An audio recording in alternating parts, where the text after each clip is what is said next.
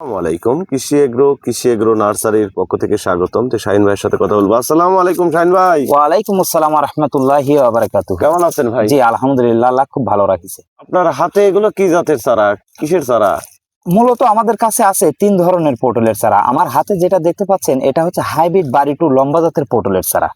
আচ্ছা, পটলের মৌসুমটা কখন, মানে জমিতে রোপণ করার? জমিতে মেন মৌসুম চলে হচ্ছে কেন আপনার জানুয়ারি ফেব্রুয়ারি মাস, এই 2 মাসটা হচ্ছে কেন আপনার মেন সময় পটলের চারা রোপণ করা।